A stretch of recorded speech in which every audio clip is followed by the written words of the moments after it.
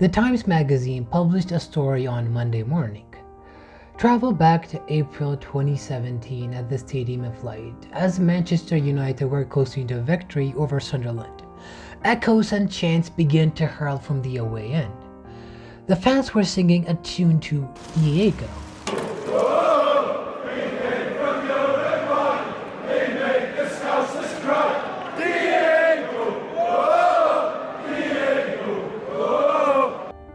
Jose Mourinho, then United's manager, was caught by confusion. There wasn't any player at United called Diego then.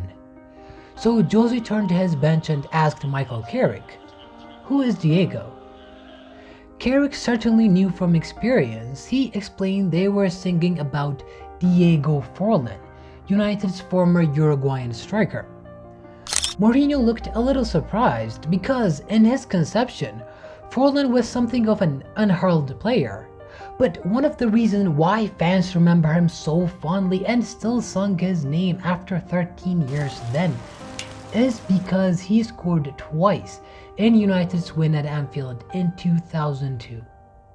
When a United player scores a winner at Anfield, his name is etched into the club's folklore.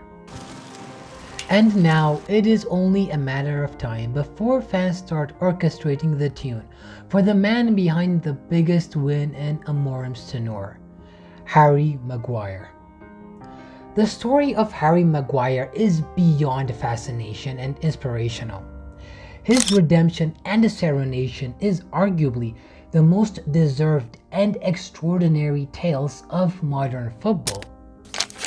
This is a player who wasn't just criticized for bad performances, but borderline abused by his own fanbase. The easy punchline of every cheap joke, the centre-back outright rejected by United's legends, tore apart by any and every pundit, stripped of his captaincy by his own manager, a laughingstock ridiculed even by the Ghana Parliament. But there was a player in the United Kingdom, in England, called Maguire, who was playing for Manchester United. He became the biggest threat at the center of Manchester United's defense, tackling Manchester players and giving assists to opponents. This is worrying news because Harry Maguire, we're learning, has received a bomb threat to his home.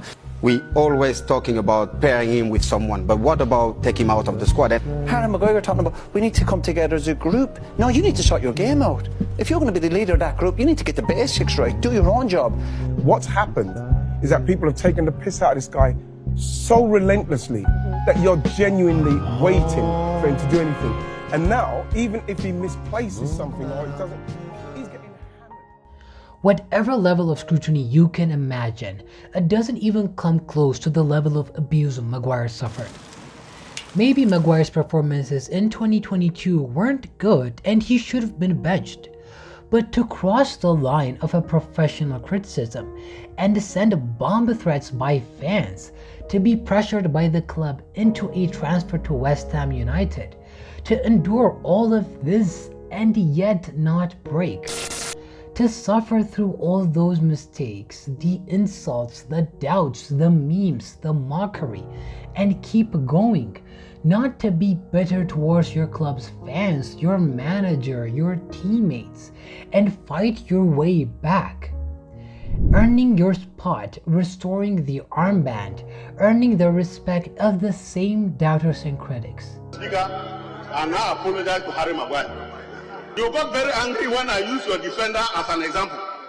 Today, Maguire has turned the corner, is a transformational footballer. Harry Maguire is now scoring goals for Manchester United. Mr. Speaker, Harry Maguire is now a key player for Manchester United. It takes one hell of a human being to do so.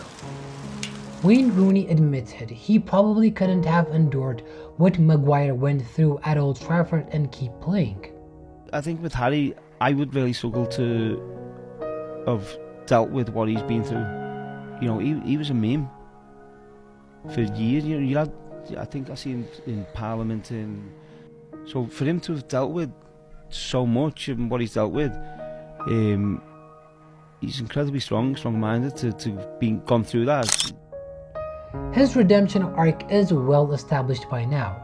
Even in Erik ten Hag's second season, Maguire had established himself as a reliable member of the back four among injury crises. Then there are all those late goals and the historic winners. April 17th, 2025 will be told to the younger generation as folklore, and it will be Maguire at the center. But that 84th minute at Anfield was a particular high point, the culmination of the past 6 years.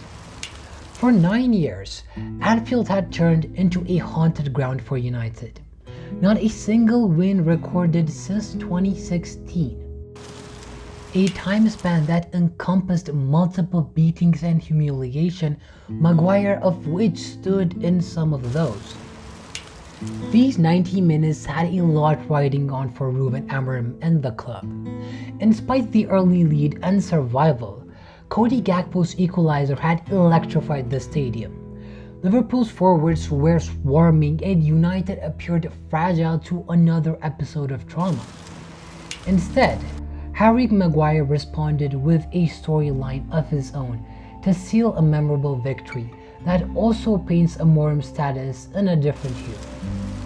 Last season, Harry Maguire missed the last chance of the game at Anfield to win it. A year later, this time, he completed his redemption.